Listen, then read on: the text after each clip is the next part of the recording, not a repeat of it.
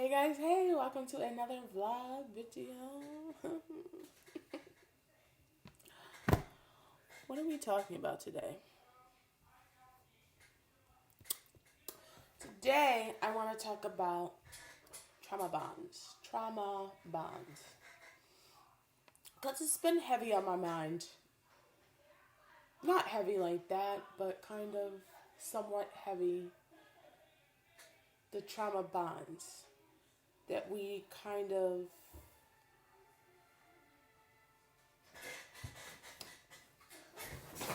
subconsciously connect ourselves with.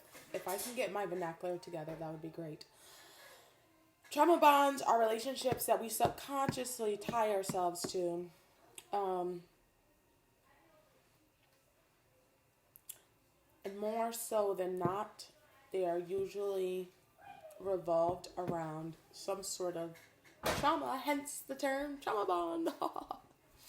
um, Trauma, whether it be emotional, physical, spiritual, some sort of broken link within.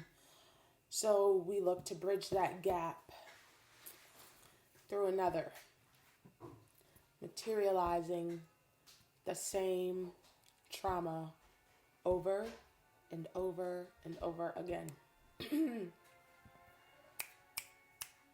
I need to do my nails, y'all. Alright, so if this sounds interesting to you, make sure you keep on watching. Sorry, thirsty. Okay, so, I really wasn't sure how I wanted to come at this video. Like I said, it's been on my mind, not like heavy like that, but I do believe in synchronicity. I believe in reoccurring events, aka synchronicity. And sometimes these different synchronicities in life, they occur so much, so fast, especially since we just got out of that last retro game. It really forces me, I can't speak for anybody else because I don't know what anyone else's standpoint is, but it forces me to really introspect and really take a look at some of maybe the flaws or the toxicities that I have and ask myself, why do I keep rematerializing this same type of relationship, this same type of energy, this same type of person? What the is it about me that attracts this energy? So I'm gonna open this up with a little story. It's actually a two-part story. I'm not sure if I'm gonna break this video up into two parts because, for one, I want you guys to watch the whole thing, and for two, man, I can't get over these nails. For two, I don't want to make the video too long. So I'm still thinking. Eventually I'll figure out whether I want to make it a two-part or not. So, story number one. I entered foster care. This sounds like a storybook, guys. Where's your popcorn? Tea. I entered foster care when I was about 13 years old. Went through a lot of stuff. Maybe I'll cover that in another video. This is not the one, so I'm not going to get into it too much. But I do want to focus on the point of conception when I had my first son. Kind of like the situation, the standpoint around it. Some of the feelings I experienced, because I kind of sort of remember. And then, what happened after. Welcome. So, I had my son at 17 years old, which means that I got pregnant when I was 17. His father was a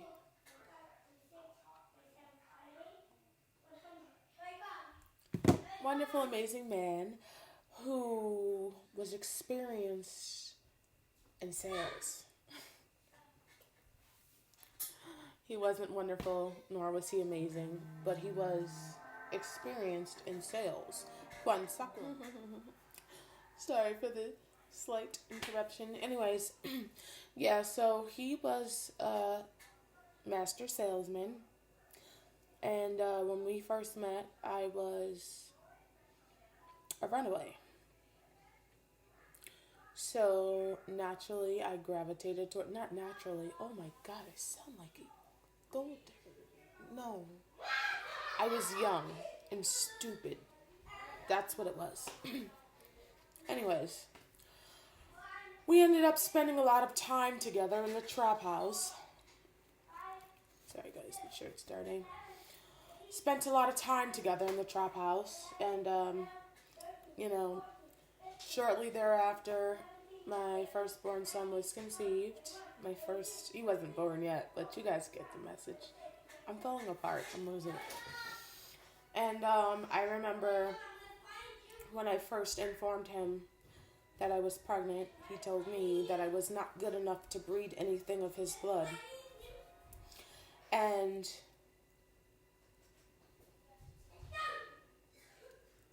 I don't remember the feeling behind that. Because I know I was upset and highly offended, because I was like, do you know who the fuck I am? Do you know who I am? Yeah. So, anyways, after that, and I realized that, I was kind of like in a sunken place. I ended up turning myself back in, and I moved upstate New York into a group home. I was going to call it a foster home, but it was really a group home for pregnant women. And that was a really interesting experience. It was sad in the sort that I was by myself with my first child, and so I was surrounded by a lot of other young ladies who were in the same predicament. Some of them, they did have full family support, even though they were still in a group home setting. Some of them, they were like me and didn't really have that family support. They were pretty much going to be all they got. Kind of like how I was for my son. But during that time, though, I met a friend, and that was... Can we lower the volume, please? Sorry. Thank you. Sorry, guys. Fucking kids. Yeah. So, 14. So we were both pregnant around the same time. She had her son after I had mine. So they're actually not. They're only a couple of months apart. Anyways, we formed like a really tight bond. It was almost like a sisterhood. And I feel like the reason why we were so close was because she provided something for me that I was lacking at the time. Like her family would, not her family, but like her mom started coming around later, but it was mostly her grandmother would always come and visit and like bring clothes. So, she would share her clothes with me. And eventually when her mom started coming around, she would share her mother with me. So, I'd call her mother Ma still when I see her, even though she and I are not friends anymore. But, that's how close we had gotten. Went through a lot of ups and downs together over the last 14 years. And, as we got older, I started to notice how, she would kind of go in and out of my life very abruptly and without notice. And when she was gone, I would feel like lost and confused and hurt, all these different feelings kind of like when you lose a relative or family member. And then, you know, as I got much older, in my 20s, I was less affected by her vacancy in my life. So when she did come around, it was kind of like, oh, hey, it's good to see you. You know, we're always able to pick back up where we started, but it was never as strong as it was like when we were younger, you know. Excuse me. She came back around when I was like 28. I know I'm taking forever, guys. I'm getting to the point. And this time she actually moved back into her childhood home, which happened to be 2 houses down from where our home was. And it was very short-lived. So I want to say she was only there for maybe 5 months, if that. And like during that time, you know, we kind of like reconnected, and it was almost like we were sisters again. You know, probably not quite sisters, because sisters don't sleep with each other, but yeah, close enough. We'll call it that. And I started noticing like different behaviors and energies about her. And there's a lot more. I'm not going to vent all my personal shit on YouTube, but I will just say this. Being at the place I was at, and noticing like certain traits, behaviors, and characteristics, you know, I started to question her intention. You know, what is your intention? Why are you here? You know, what are you hoping to see from this whole connection, I guess. And, you know, she got really offended and left. And I didn't see her for maybe 2 weeks after that. And when I saw her, she was moving out. Again, very abrupt, strange, weird, unnatural. And, you know, when I had confronted her about it, she hit me with the tears and the sad sob stories again. And I felt bad for even being mad at her, you know, so she left. And I didn't see her for almost 2 years. Well, fast forward 2 years,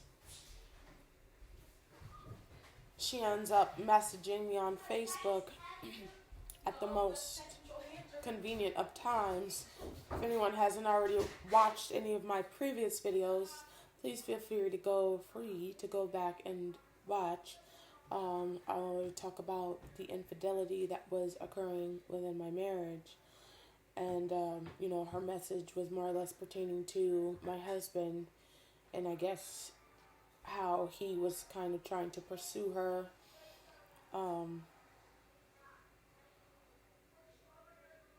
Yeah.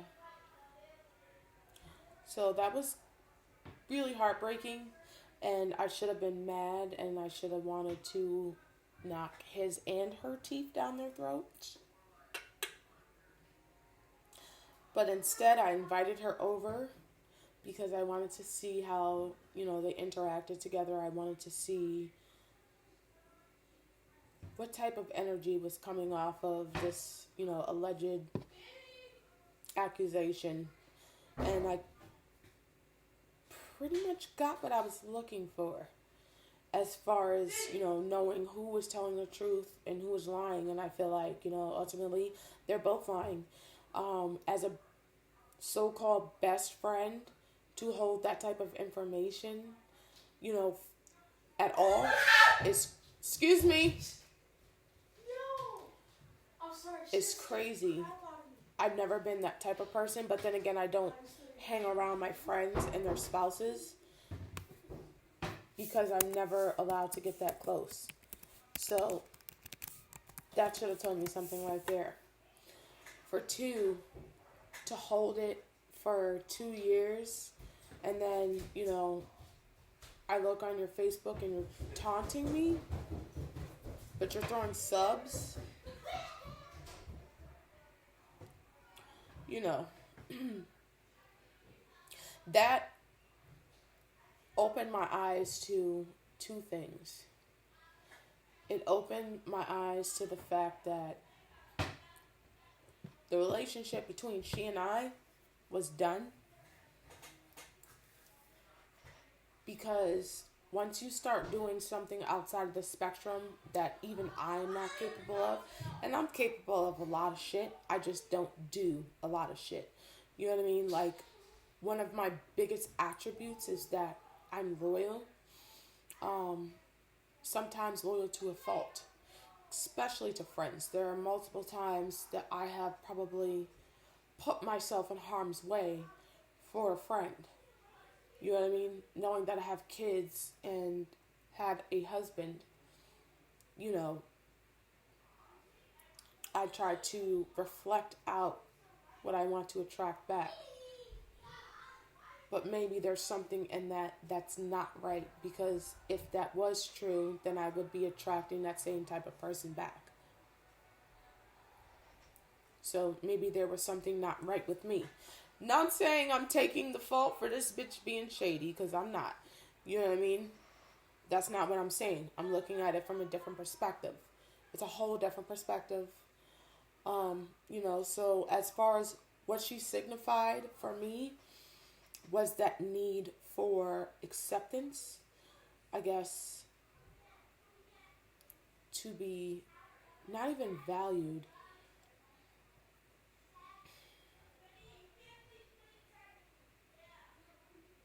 I guess looked highly upon, which she did.